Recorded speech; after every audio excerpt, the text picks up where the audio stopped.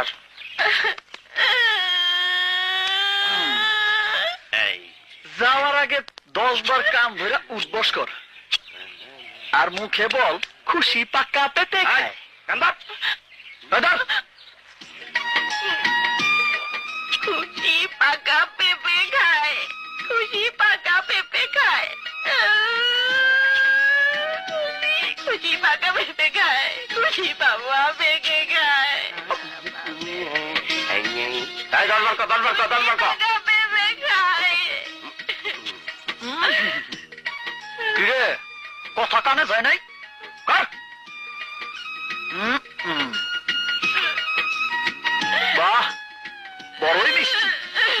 এই সাত সাত চালা। খুশি পাকা পেঁপে খায়। খুশি পাকা পেঁপে খায়।